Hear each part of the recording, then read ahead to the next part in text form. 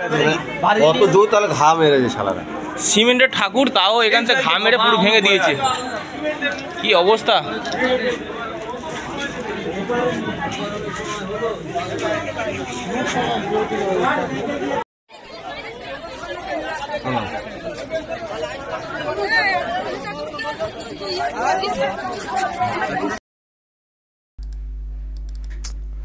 ফের ঘটনা, এই বঙ্গে ফের মূর্তি ভাঙার ঘটনা। দর্শক, এই ভিডিও পোস্ট করেছেন শুভেন্দু অধিকারী। দেখুন কি লিখেছেন। দক্ষিণ 24 পরগনা জেলার কুলপি বিধানসভার রামকৃষ্ণপুর অঞ্চলে সিঙ্গিরহাট মোড় এলাকায় স্থিত বজরংবলী মন্দিরে বজরংবলীর মূর্তির মাথা কেটে নেওয়া হলো গতকাল রাত্রে। সেই সাথে মন্দিরের আরতির মাইক সেটটিও ভাঙচুর করা হয়েছে।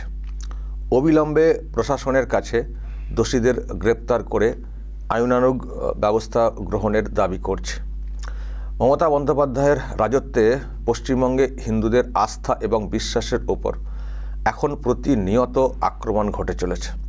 হিন্দুদের আরাধ্য দেবদেবীর মূর্তি ভাঙচুর করা হচ্ছে। কাকদ্বীপ থেকে মন্দির বাজার সর্বত্র এই প্রবণতা লক্ষ্য করা যাচ্ছে। খোদ মমতা পুলিশ মা কালীকে প্রিজন ভ্যানে তুলছে। দোষীদের বিরুদ্ধে ব্যবস্থা না নিয়ে এ দৃশ্য রাজ্যবাসী দেখেছে। মমতা পুলিশ জঙ্গি জিহাদিদের গ্রেপ্তার না করে উল্টে সনাতনীদের ভাবাবেগ ও অনুভূতিতে আঘাত লাগায়। তারা আন্দোলন ও প্রতিবাদ করলে নির্বিচারে তাদের ধরপাকড় করছে। আসলে বর্তমান তোষণকারী সরকারের আমলে রাজ্যের আইন শৃঙ্খলা শেষ হয়ে গেছে।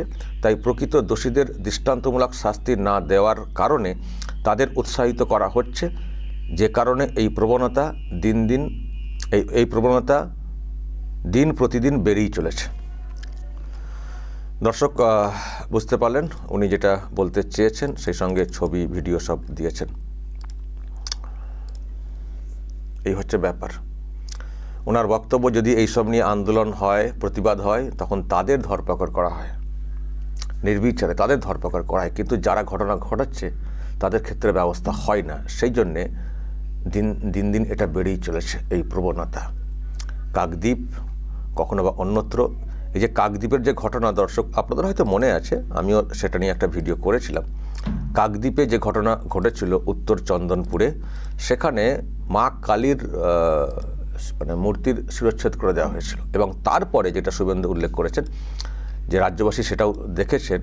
আচ্ছা, এই যে ভিডিও, মা কালীর মূর্তির শিরচ্ছেদ করে দেওয়া, এটা তো হয়েই ছিল।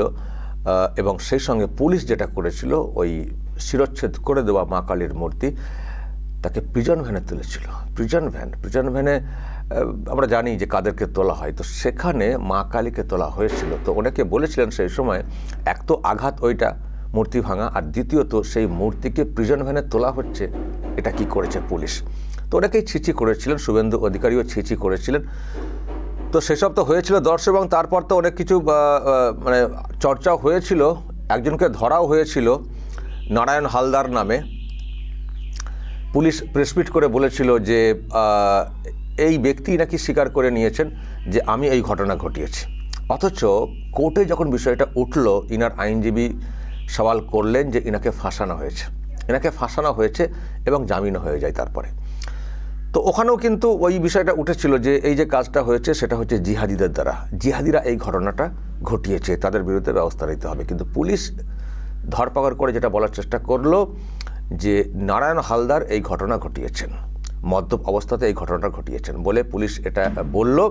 যদিও এটা অনেকেই মানতে চাননি সেই সময়। ওনার বাবা তিনিও অস্বীকার করে গেছেন, তিনিও বলেছেন যে ছেলেকে ফাঁসানো হয়েছে, ছেলে এরকম কাজের এরকম করতে পারেন না। তাও তো আবার অন্য একটা ন্যারেটিভ পলিটিক্যালি তৈরি করার চেষ্টা হচ্ছিল যে নারায়ণ হালদার নাকি আরএসএসের, বিজেপির, কেউ বলছিলেন শুভেন্দু ঘনিষ্ঠ, তিনি এই ঘটনা ঘটিয়ে একটা রটানো হচ্ছে।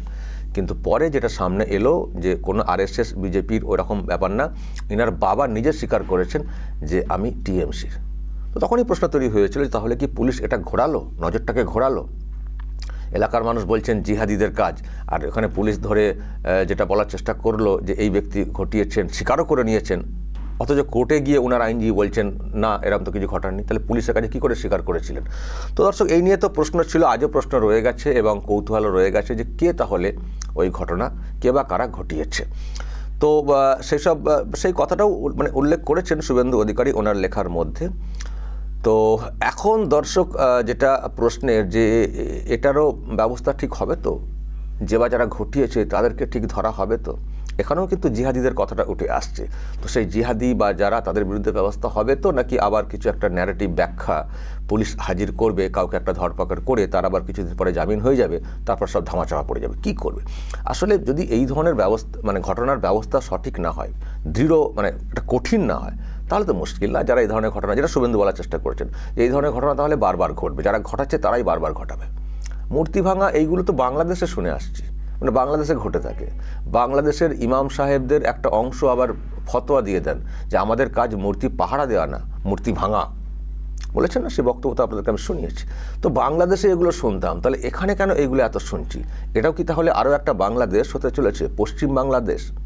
এই কথা শুভেন্দুরা অনেকবার তুলেছেন, তারা সনাতনী ঐক্যের ডাকও দিয়েছেন। আবার আপনারা নিশ্চয় দেখছেন বাবরি মসজিদের শিলান্যাস করা হয়েছে, সেটাকে নিয়ে একটা আলাদা আবহ তৈরি হয়েছে যে ভারতবর্ষের কোথাও এই সাহস কেউ দেখাতে পারেননি, বাংলাতে বাবরি মসজিদ করার সাহস দেখিয়েছেন বহিষ্কৃত বা suspended TMC MLA Humayun Kabir. তো একদিকে যখন বাবরি মসজিদ তৈরি নিয়ে এরকম একটা উৎসাহ দেখা যাচ্ছে, আর উল্টো দিকে যদি এরকম মন্দির ভাঙার, মূর্তি ভাঙার কেস উঠে আসে, ফলে একটা মানে প্রশ্ন, একটা এ তো থাকবেই সনাতনী হিন্দুদের মধ্যে যে হচ্ছেটা কি, ভবিষ্যৎটা কি দাঁড়াচ্ছে। তো সেই প্রশ্নই সামনে রাখছেন শুভেন্দু অধিকারীরা যে ঘটনা ঘটে চলেছে এই পশ্চিমবঙ্গ, তাহলে আগামী দিনে কি হবে, এবং যারা সনাতনী হিন্দু আছেন তাদের বাসযোগ্য থাকবে, নাকি সত্যি সত্যি এটা আরও একটা পশ্চিম বাংলাদেশ হয়ে যাবে? এই প্রশ্ন দর্শক ওনারা তুলছেন, আমি দেখছি অনেকেই মানে সেটাতে সহমত পোষণ করছেন, ওনার দলের, ওনার এই কমিউনিটির। এখন দেখা যাক দর্শক পুলিশ এখান থেকে কি তথ্য বের করে বা কি রহস্য তৈরি করে। দর্শক বলবেন যে ঘটনা ঘটেছে, যদি আপনাদের এই নিয়ে আরও কিছু বলার থাকে অবশ্যই বলবেন, কমেন্ট বক্সে নজর রাখবেন আরামবাগ টিভিতে।